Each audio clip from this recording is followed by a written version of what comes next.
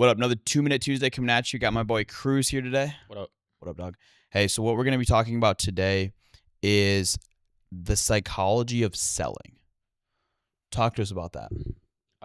Yeah, so I think the psychology of selling is kind of what puts you from average to, being able to produce it at the top level. Yep. And the reason for that, the way I've always thought about it is when you're speaking to somebody over the phone, especially because, we're not interacting face to face, you have to always consider and think about what you are saying to them and what that sounds like in there. Because, obviously, let me ask you, have you gotten calls, telemarketing calls before that the first thing you hear from them, you're just like, all right, I'm not doing this. Hang up. Of course. Okay. So the way I think about it is, what can I say to that person right off the bat to get that hook in them of being able to show that authority and, being able to have at least 10, 15, 20 seconds with them at the very beginning to make them want to listen to me. So I think the psychology of selling is really what it comes down to. So understanding people, how their brain works and, what they want to hear to keep them on the phone with you is going to give you the ability to get to the point where your skills can take over and then you can do your job and provide the value that you need to provide. So what are you specifically doing? Are you talking about in terms of when you first get them on the phone to create an aura of authority and get them to trust you? The way I sell is I speak very fast. I do. So I'm not calling somebody. I'm just, kind of, talking very slow to them like they're a little kid right at first. I'm talking to them, I answer the phone like, hey man, how you doing? It's Cruz, like I already know them. Like I've known them for 15 to 20 years. And they're like, yes. Oh, do I know you? I'm like, not yet, but we're about to get into that. And then I kind of explain to them why I'm calling in regards to it. I'm being very assumptive. So I'm acting like I'm this line of authority that is just trying to figure out what exactly is going on my end. I'm not giving them any idea that I'm trying to sell them in any way because people do not like to be sold. I don't like to be sold. So when I'm speaking to them, I'm providing the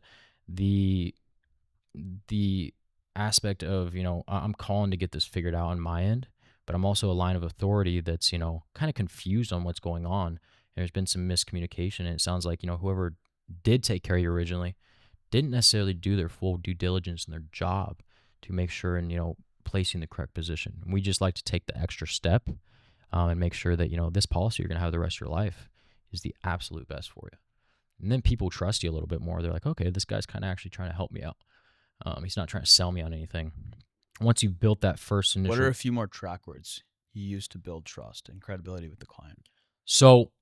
get them to drop their guard a little bit. Yeah, I mean, do you want to do like kind of a... Let's run it. Okay. Cruz, let's go through a role play. Cool, let's do it. All right. Hey, John. Hello? Yeah? Hey, man, this is Cruz Dreiling. How you doing? Doing okay? Good, man. Hey, I'm calling on behalf of the mortgage protection file. I have in regards to your property at the 123 South. You're still currently living there, right? Yeah. Who is this? Yeah, this is Cruz Dreiling. So I'm reaching out here. I'm a licensed senior medical underwriter through the state. I'm calling in regards to about a year or two back, whenever you guys closed on your property. You guys had ended up getting a policy set up at that time with one of our junior underwriters, correct? I think so. We signed everything at closing. Okay. So this would have been something after closing, actually. We sent you 2 documents in the mail, one in regards to mortgage protection, which would pay off the home if God forbid anything were to happen, and one in regards to life insurance. Obviously you know what that is. At that time, you either filled one or both of those out and sent it back into us. One of our junior underwriters is supposed to reach out to you. Did that ever happen? Yeah, I think somebody called us and they helped us with the policy. Okay. Yeah, I'm assuming you guys received the policy packet after that? I think so. My wife, she handles all that.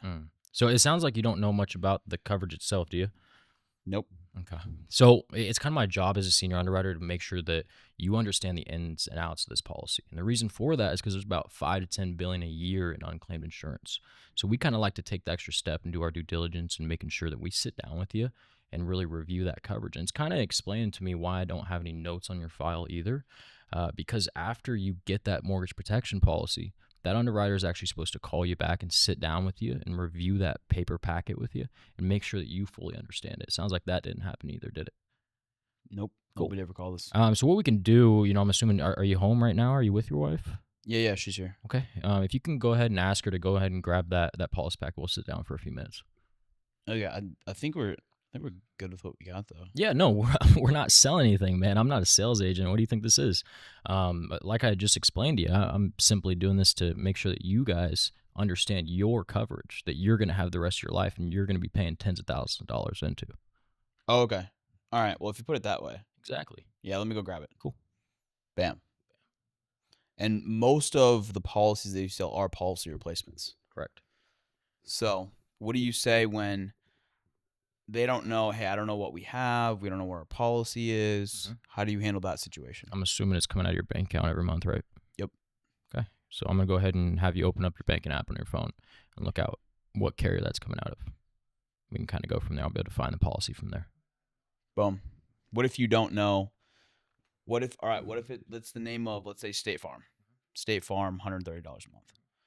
Where are you going from there? So, State Farm is kind of that individual carrier where obviously, you see them up on the billboards, you see the ads on Instagram, whatever it may be. So they're one of the mainstream carriers, which means that they do a lot of marketing, which is why they can kind of charge whatever they want for their insurance. Therefore, it is super, super important, if not more important now, that we make sure and take a look at that, because obviously I'm assuming if you're paying an extra $200 a month into something that you shouldn't be paying $200 a month into for the rest of your life, you'd probably like to know that at least.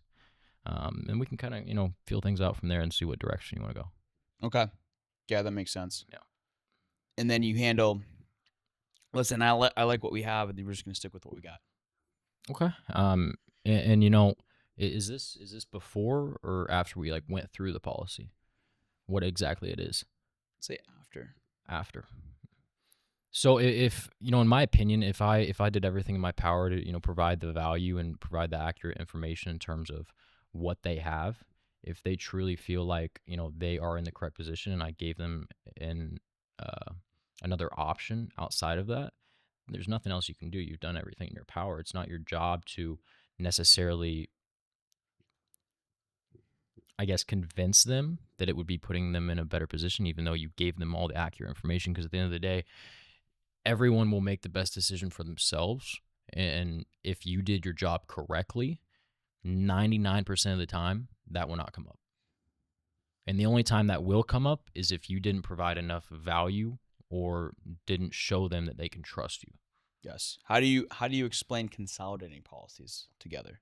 So they got 3-4 whole lives. Yeah, it's a big thing. Put it into one for sure, and save money. So I usually kind of touch on, first off, whenever you have a smaller amount of coverage with one carrier in general, they usually will price it at a higher rate rather than having a larger amount of coverage, and that's how it's differentiated.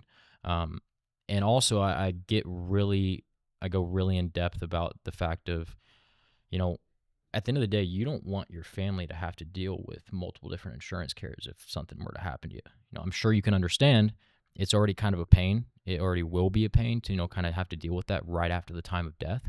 Why would you want them to have to go through 5 different insurance carriers to just claim, a $20,000 benefit for each one, when you can have that all in one place, as well as saving yourself money every month? And then from there, it's simple. And then also, not only that, but really building and solidifying the value in yourself, where letting the clients know, hey, I do annual reviews with my clients, so I'll give you a call every year, check in on you. In addition to that, Mary, I actually just texted you off my personal cell. I just texted you my business card. Save my number in your phone. That's actually my cell number, which is the best number to reach me by. I work Monday through Saturday, 7 a.m. to 6 p.m. I am available on Sundays, but the only thing I ask is please only call me on Sunday if it's an emergency, because I like to keep, Sundays for spending time with the family, and when you're personable and you let them know, hey, I'm reliable, I'm consistent, I'm gonna be here for you. Yeah, I tell them every time when they're saving my contact, I'm like, this is the number my mom calls me on. So if you guys ever need me, that's good. If you call me in the middle of the night, if I wake up, I might answer it, but I'm a deep sleeper, so I probably won't. So try not to do that. But any time of the day, man, you text me or you call me, I'll make sure and get back to you as soon as possible. Yeah, that's important. So, and then lastly, any other tips, tricks, or anything else you want to go over on how to effectively replace policies? I'd say the biggest thing is never put them in a worse position. Yes. That is my biggest thing, You is have to that sell ethically. exactly. Do not replace the policy just because you can. You find the value in where they're lacking and what could benefit them more, and you replace it from there. If they are completely in the correct position for themselves, I will never replace it.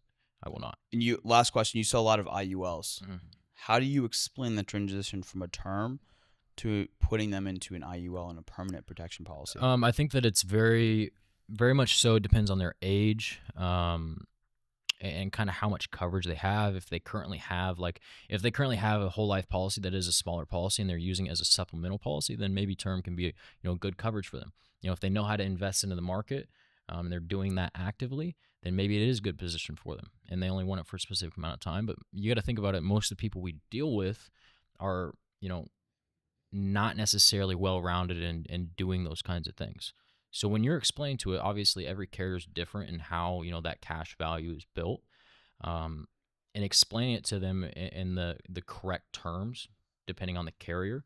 So if somebody actually wants a large cash value accumulation, and they want to have that money for say if nothing happens by the time they retire, they can take that money without it being taxable income, then you would go with Transamerica and you do it at an uncapped rate. And that's allowing them to overfund the policy and get a large accumulation rate while still having the protection for the rest of their life if they want it, and be able to use that money as time goes on, as they don't need such a large death benefit. How do you explain that to the client? I break it down step by step. I explain every single piece of the policy to them. So treat me like you're the client. Explain it to me. Yeah, so we're going to go over a few things. I'm going to have you write down index universal life. Okay.